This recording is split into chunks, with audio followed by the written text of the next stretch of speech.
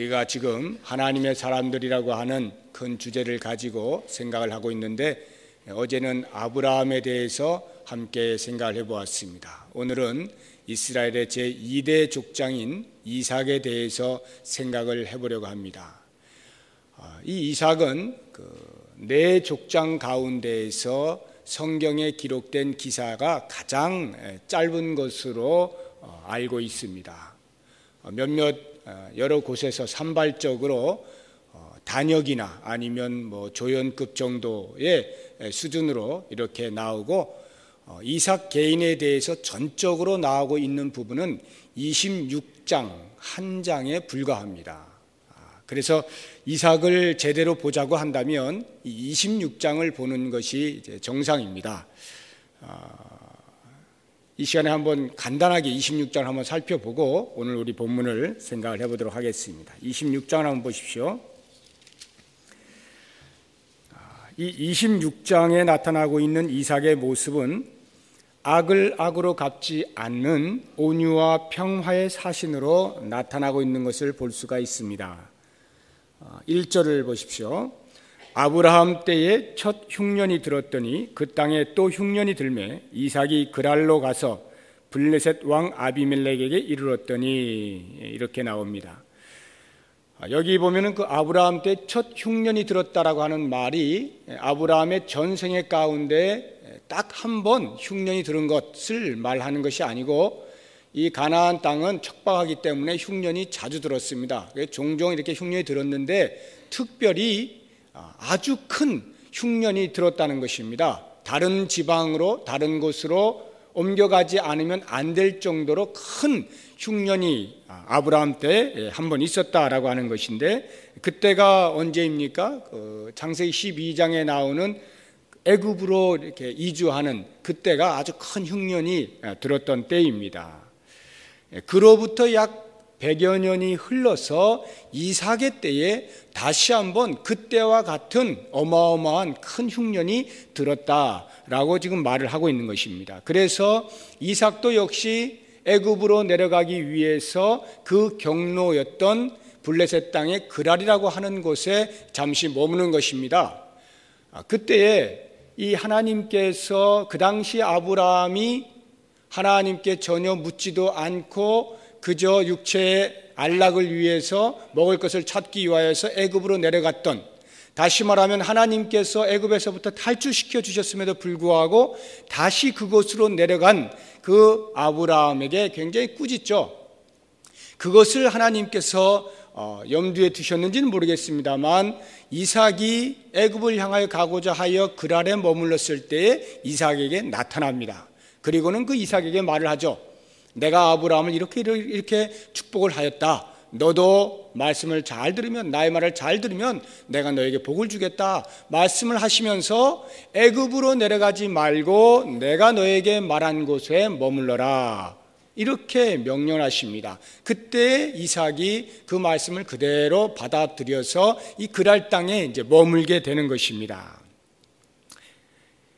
하나님의 말씀에 순종하여 그랄에 머물러 있는 이 이삭의 식솔들에게 하나님께서 어떻게 복을 주시냐면 12절을 보시면, 하나님께서 복을 주셔서 그 땅에서 농사하여 그 해에 100배나 얻었다라고 이렇게 기록을 하고 있습니다. 농사를 해서 그 해에 100배를 얻었는데 그것이 다 하나님이 복을 주신 때문이다 라고 하는 것입니다. 그래서 결과를 보면 13절에 그 사람이 창대하고 왕성하여 마침내 거부가 되었다, 이렇게 표현을 하고 있는 것입니다. 이삭이 하나님의 말씀에 순종하여 그곳에 머물자 마침내 그곳에서 거부가 되었습니다. 외부인임에도 불구하고 그들보다 더 많은 것을 소유할 수가 있게 되었습니다. 이제 그렇게 되니까 그 땅 토박이었던 이 블레셋 사람들이 가만히 있을 수가 없게 되는 것입니다. 심사가 뒤틀렸습니다. 시기를 하게 되었습니다. 그래서 결국 그 블레셋의 왕 아비멜렉이 이삭을 찾아가 말합니다. 우리를 떠나라. 너는 이미 우리보다 훨씬 더 강성해졌으니 우리를 떠나라. 이렇게 요청을 하죠. 그래서 이삭이 그 말을 듣고 그곳을 떠나서 그 사람들로부터 좀 멀찍이 떨어져서 자리를 다시 잡습니다. 그리고는 아브라함이 당시 아브라함도 20장을 보시면은 이 블레셋 그랄에 와서 머문 적이 있었는데 그때 그 아브라함의 종들이 우물을 파놓은 것들이 있어요. 그런 것들을 블레셋 사람들이 다 다시 메꾸어 놓았거든요. 그것을 이삭이 찾아가면서 이렇게 우물을 파서 그곳에 이렇게 머물게 된 것입니다. 이 팔레스타인 이 지역은 우물이 없으면, 물이 없으면 도저히 농사도 할 수 없고 목축도 할 수가 없기 때문에 어디를 가든지 옮겨갈 때 가장 먼저 해야 되는 것은 우물을 파야 되는 거예요. 그래서 우물을 파서 물이 일단 나와야 살 수가 있습니다. 이삭이 그곳에 가서 우물을 파서 이제 물이 나와서 그곳에 이렇게 잘 정착을 하고 있는데, 우물을 파기만 하면 그랄의 목자들이 와가지고 이삭의 종들과 싸우는 거예요. 다투는 거예요. 너들 왜 여기서 또 우물을 팠느냐 하면서 막 뺏으려고 하고 묻으려고 하고 이렇게 다투는 것입니다. 그러면 이삭이 그냥 계속 다투지 않고 줘버립니다. 줘버리고 다른 곳으로 또 가서 거기서 또 우물을 파요. 그러면 그랄 목자들이 또 거기 가서 또 빼앗고 이러기를 몇 차례를 합니다. 그런데 아무리 해도 계속해서 이 이삭이 대항을 하지 아니하고 피하여 다른 데로 가서 또 우물을 파면 나오고 하니까 블레셋의 왕 아비멜렉이 아하, 이거는 더 이상 이렇게 계속 막아서 되는 일이 아니로구나 하는 것을 알게 됩니다. 그래서 결국은 군대 장관을 거느리고 그 이삭이 있는 곳을 찾아옵니다. 그래서 화친을 하는 거죠. 손을 내밉니다. 28절을 한번 보십시오. 26장 28절. 그들이 이르되 여호와께서 너와 함께 계심을 우리가 분명히 보았으므로 우리의 사이 곧 우리와 너 사이에 맹세하여 너와 계약을 맺으리라 말하였노라. 화친을 하는 것입니다. 몇 대 몇으로 나누자라든지 아니면 서로 건드리지 말고 잘 살자라든지 이렇게 계약을 맺는 거예요. 29절에 너는 우리를 해하지 말라. 이는 우리가 너를 범하지 아니하고 선한 일만 내게 행하여 내가 평안히 가게 하였음이니라. 이렇게 하지 않았죠? 그럼에도 불구하고 이들은 화친을 하면서 마치 봐주는 것처럼 이렇게 말을 하는 것입니다. 이제 너는 여호와께 복을 받은 자니라.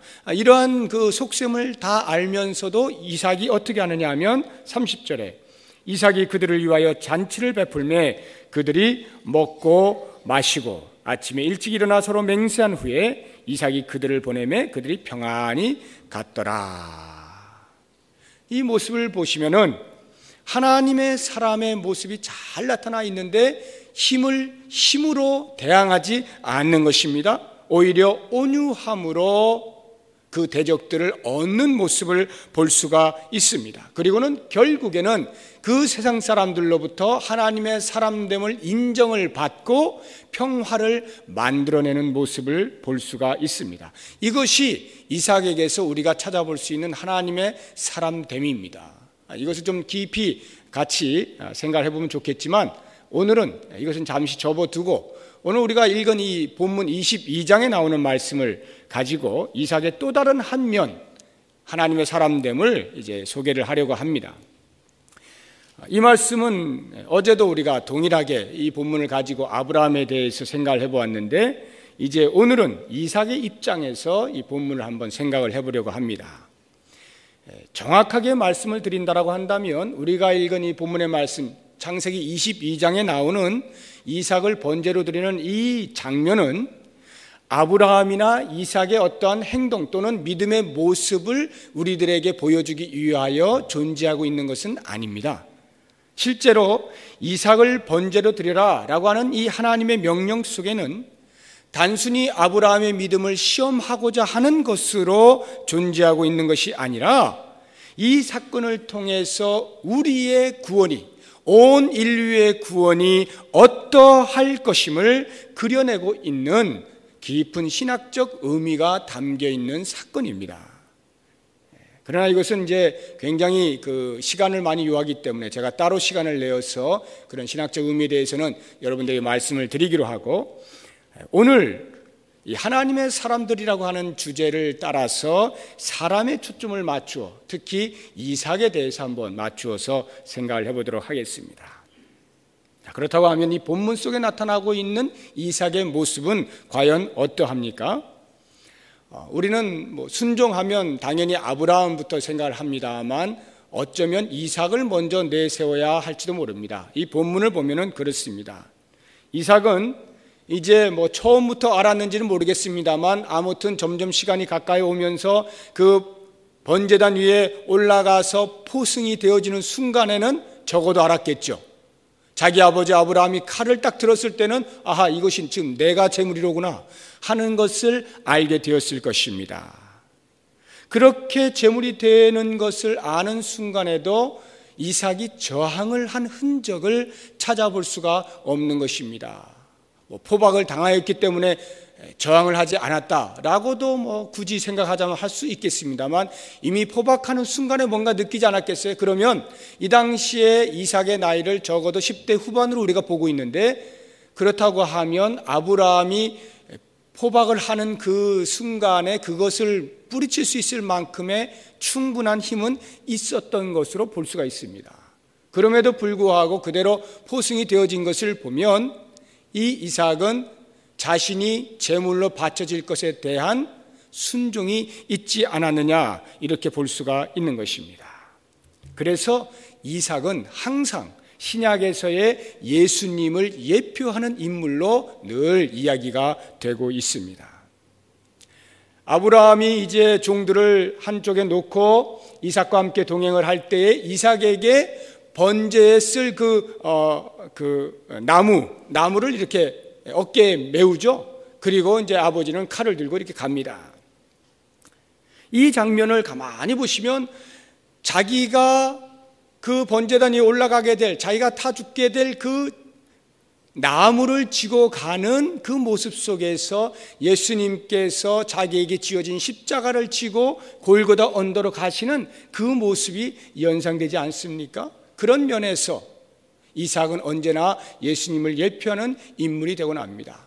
뿐만 아니라 그러한 일촉즉발의 위기 상황에서 자기가 죽는 바로 그 자리에서도 움직이지 아니하고 그대로 있었다라고 하는 것은 6시간 동안이나 십자가에서 매달려 계시면서도 물과 피를 다 쏟으시면서도 움직이지 아니하셨던 그 예수님의 모습과 너무나 흡사한 것입니다. 이러한 것들을 볼 때 그것뿐만 아니라 굉장히 많이 있는데요, 이러한 그 이삭의 모습을 보면서 저는 자신을 기꺼이 산 제물로 드리고 있는 이 모습 속에서 이것이야말로 하나님의 사람됨의 모습이다 라고 하는 것을 발견하게 됩니다. 사도 바울은 로마서 12장 1절의 말씀에서 그러므로 형제들아 내가 하나님의 모든 자비하심으로 너희를 권하노니 너희 몸을 하나님이 기뻐하시는 거룩한 산 제물로 드리라. 이것이 너희가 드릴 영적 예배다 라고 말씀을 하고 있습니다. 여기에 나오고 있는 이 산 제물이라고 하는 말의 의미가 무엇입니까? 이 시대에 살아있는 최고의 영성 신학자 중에 한 사람인 리차드 포스터가 이 산 제물에 대해서 이런 식으로 표현을 했습니다. 산 제물이란 그것이 언제나 제단에서 내려오기를 원하는 것이다, 이렇게 말했어요. 산 제물이란, 살아있는 제물이란 그것이 언제나 제단에서부터 내려오고자 하는 충동을 받을 수 있는 것이다, 이 말이에요. 이삭이 그 자리에서 얼마나 내려오고 싶었겠느냐는 것입니다. 내가 왜 아버지의 믿음의 희생 제물이 되어야만 하는가?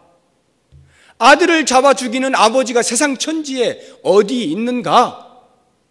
아버지가 너무 광신적으로 믿으시더니 결국은 이렇게 되는구나 등등 여러 가지 이유들을 내세워서 얼마든지 내려올 수 있었다는 것이죠. 그의 머릿속에 내려올 수많은 이유들이 있었음에도 불구하고 그 자리를 그대로 지키고 있었던 거예요. 산 제물이라고 하는 것은 바로 이와 같은 유혹들이 있다는 것입니다. 그런데 그 유혹들을 이겨낼 때 비로소 그 자리에 있을 수 있는 것이죠. 이삭이 하나님의 사람됨이라는 것이 무엇입니까? 제단에서 내려오고 싶은 이 모든 욕망들, 이 모든 유혹들을 뿌리치고 그 제단 위에 묵묵히 앉아 있는 모습인 것입니다. 그 자리가 하나님께서 요청하시는 자리라고 하는 한에 있어서는 천지가 뒤집어지는 일이 있다 할지라도 그 자리를 떠나지 않는 것입니다.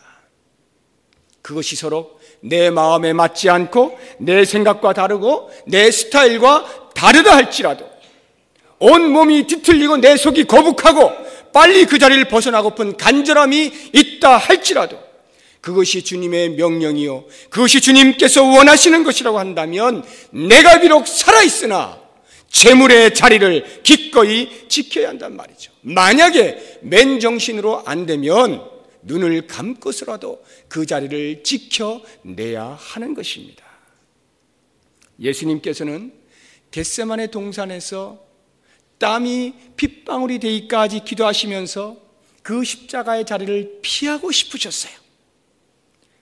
그 말은 살아있는 자로서 제단 위에 올라가는 것이 결코 쉽지 않다는 것을 우리에게 말해주고 있는 것입니다. 그러나 결국 예수님께서는 아버지의 뜻대로 하기를 구하면서 자신의 뜻을 접지 않습니까?